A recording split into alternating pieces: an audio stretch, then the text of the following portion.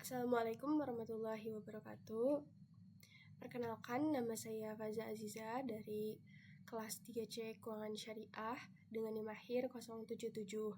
Pada kesempatan kali ini, saya akan memperlihatkan bagaimana regresi data panel dengan menggunakan 3 model utama regresi data panel, yaitu ada model CEM atau Common Effect Model, lalu ada model FEM yaitu Fixed Effect Model, dan model REM, Random Effect Model.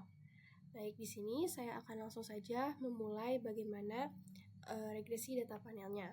Yang pertama, di sini saya sudah memiliki data contoh short panel, yaitu ada di sini itu terdapat 3 bank. Lalu time seriesnya itu ada dari tahun 2017 sampai 2021 dengan 2 variabel X dan 1 variabel Y. Langsung saja kita akan membuka aplikasi eViews-nya. Langsung close aja, kita perbesar. Baik, di sini itu yang pertama kita akan membuat work file-nya. Klik file di pojok kiri atas, lalu klik new, dan di sini akan ada yang namanya itu work file. Nah, di sini karena tadi itu menggunakan data panel, yaitu data yang terdapat cross section dan time series-nya, kita akan ganti workflow structure type-nya ke balanced panel. Nah, setelah seperti ini, untuk frekuensi tetap klik di annual. Start date-nya itu tadi yang sudah ada di data dari tahun 2017 dan end date-nya itu di 2021. Kita langsung klik saja, ketik 2017. Untuk end date-nya kita klik tab saja di keyboard kita, lalu klik 2021. Dan number of cross section ini adalah jumlah dari perusahaan atau objeknya ya. Jadi di sini tuh untuk banknya sendiri itu ada 3, Bank Muamalah, Bank BCA, dan Bank Victoria. Kita langsung klik saja 3. Lalu untuk file names-nya ini dikosongkan saja. Kita langsung klik OK. Nah, di sini akan muncul gambaran seperti ini. Kita langsung saja memindahkan gitu ya file data yang ada di Excel ke eViews ini. Caranya kita langsung klik object, klik new object. Lalu untuk type of object-nya ini diganti ke series. Dan name for object-nya kita akan masukkan dulu X1. Kita tambah lagi. Sama, lakukan hal yang sama dengan type of object-nya itu series. Dari X1, X2 hingga Y. Setelah seperti ini, sudah ada untuk dalam case sekarang, ini karena ada 3 variabel saja, jadi saya cuma memasukkan 3 variabel. Jikalau teman-teman memiliki variabel X-nya itu lebih dari 2, itu tinggal di-add saja new object seperti yang tadi dilakukan. Lalu di sini kita akan klik X1 untuk memasukkan X1-nya. Caranya, kita akan divide layarnya ya jadi 2. Untuk memudahkan, kita klik saja edit. Lalu di sini kita akan copy X1-nya. Di sini sudah terlihat ya. X1-nya kita copy saja.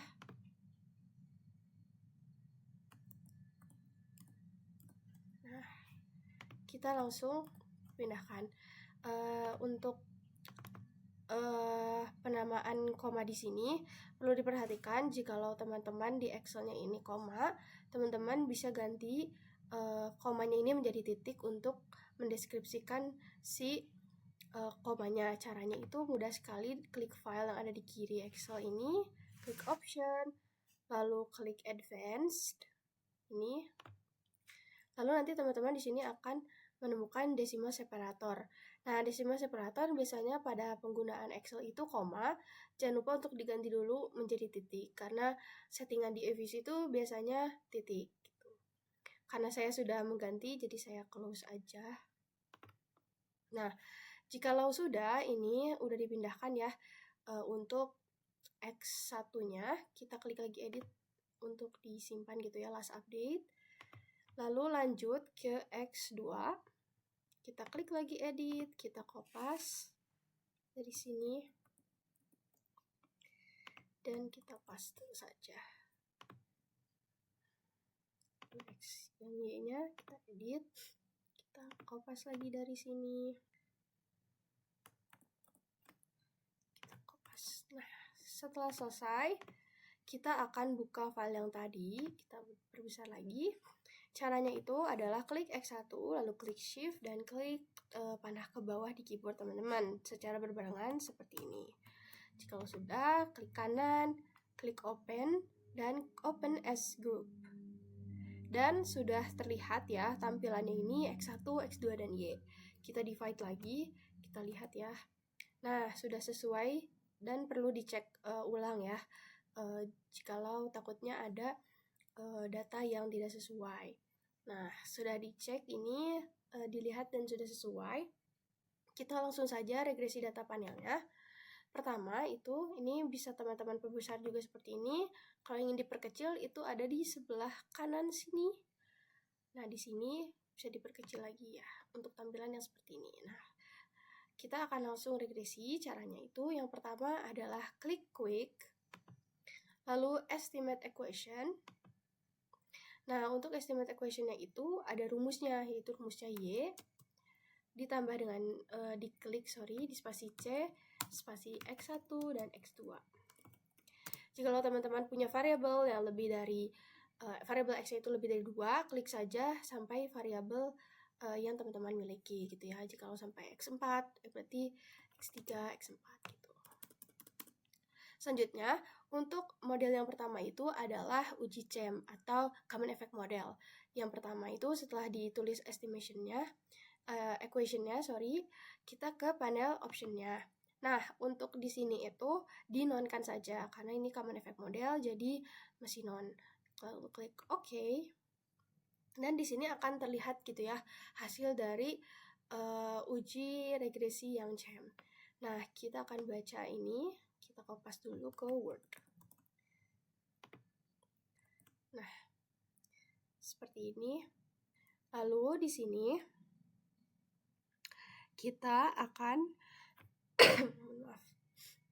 kita akan membaca gitu ya. Bagaimana cara bacanya? Jadi di sini tuh ada beberapa hal yang sudah ada gitu ya dari uji CEM ini. Yang pertama itu ada koefisien. Nah, di sini itu koefisiennya adalah jika peningkatan 1 unit X ini meningkatkan Y sebesar segini. Nah, seperti ini. Jadi, kita lanjut saja ke yang probability-nya untuk melihat apakah X1 dan X2 ini berpengaruh terhadap variabel dependen tadi yang ρ. Jadi, untuk probability-nya kita akan tulis dulu ya. Di sini kita kopas. Nah, jikalau probability dari X1 itu kurang dari 0,05, maka X1 berpengaruh positif terhadap Y. Nah, standar 0,05 ini adalah standar umum dari alfa, ya, nilai alfa 0,05. Di sini saya mematokannya itu tetap di 0,05 gitu, seperti yang biasanya dilakukan. Nah, karena di sini terlihat gitu ya bahwasannya si variabel X1 ini probability-nya itu di bawah 0,05, jadi berpengaruh positif. Juga halnya sama dengan yang X2. Ini tuh ternyata di bawah 0,05. Jadi X2 itu berpengaruh positif terhadap Y. Nah, setelah seperti ini kita akan lihat nih R-square-nya atau seberapa besarnya variabel X1, X2 dapat menjelaskan si variabel yang dependen tadi. Kita lihat di sini R-square-nya ini sebesar 0,70. Nah, 0,70 ini berarti 70% gitu ya dari variabel X dan X2 itu dapat menjelaskan Y. 70% sekian.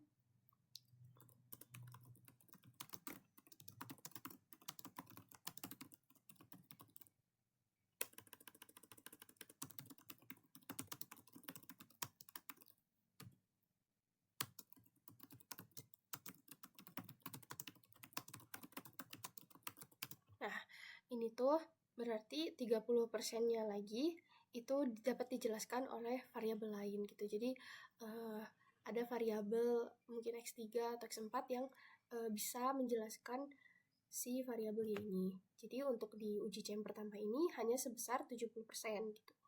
Nah, karena di bawah 0,05, jadi kita akan melanjutkan ujinya itu ke uji FEM gitu.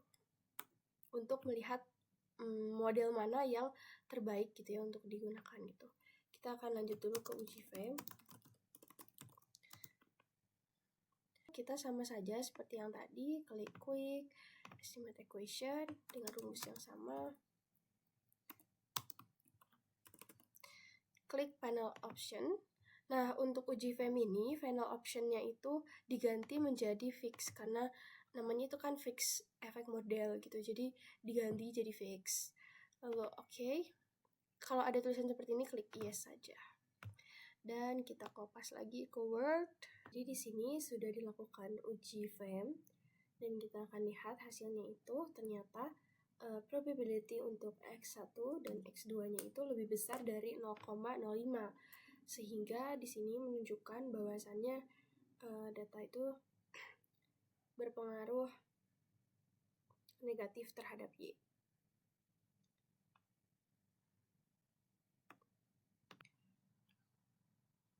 Nah, di uji FEM ini kita dapat melihat bahwasannya untuk probability-nya itu lebih besar daripada 0,05 di X1 ini. Terus dengan koefisien yang negatif gitu ya. Jadi X1 berpengaruh negatif terhadap Y. Juga ini X2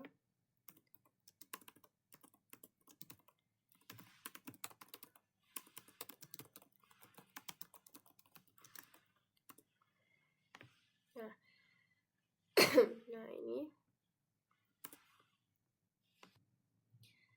Nah, ini kita dapat lihat gitu ya di uji FEM untuk probability-nya itu meningkat gitu ya dari uji CM yang sebelumnya, yaitu dengan 0,2253 yaitu lebih besar dari 0,5, yang berarti berpengaruh negatif terhadap Y.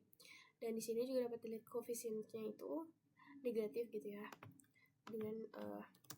dengan koefisien minus 0,06.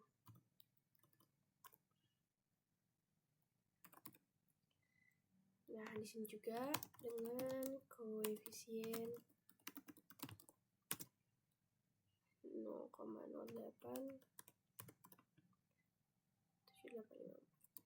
Nah, setelah ini kita akan lihat lagi untuk di R square-nya itu, dia itu meningkat gitu ya di angka 0,940532,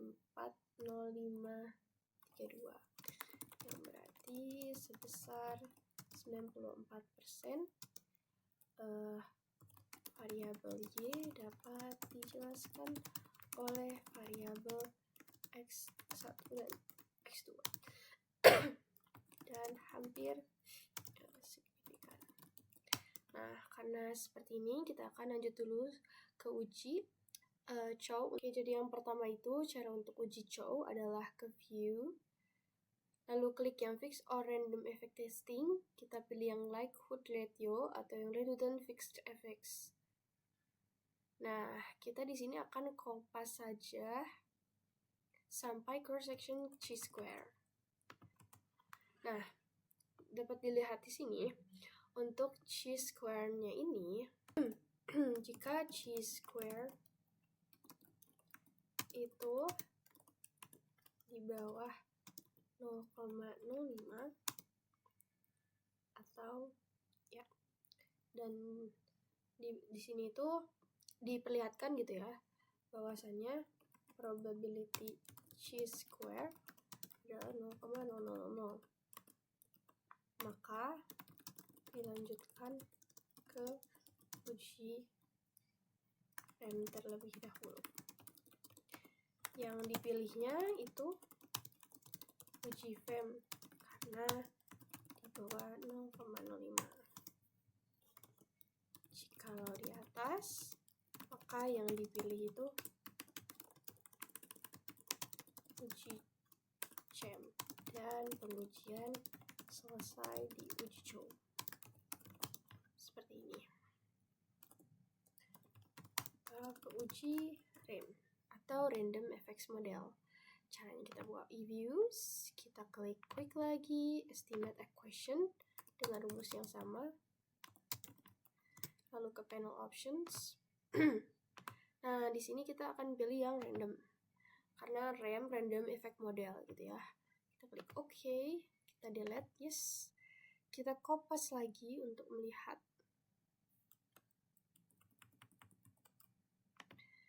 Nah, kita akan lihat di sini ternyata di sini X1 memiliki koefisien. Nah, kita lihat yang X2 memiliki koefisien di 0.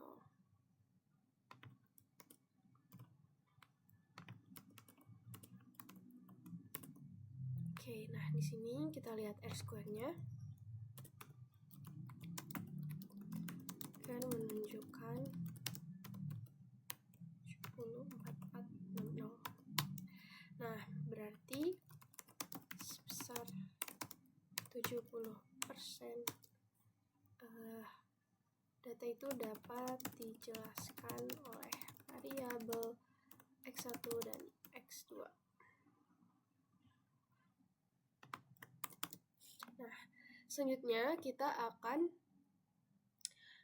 melihat gitu ya, karena di sini itu di uji REM ini kita harus melakukan yang namanya uji Hostman untuk melihat perbandingan uji REM dan uji FEM. Kita akan buka views-nya lagi, kita klik view yang sama lagi, fix atau random effects testing, kita pilih yang correlated random effects atau Hostman test. Dan di sini kita kopas saja yang cross section randomnya. Nah, di sini adalah cross section randomnya.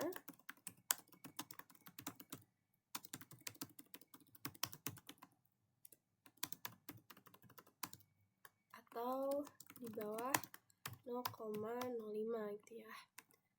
Nah, jika model di bawah 0,05, maka model yang terbaik dipilih adalah FEM.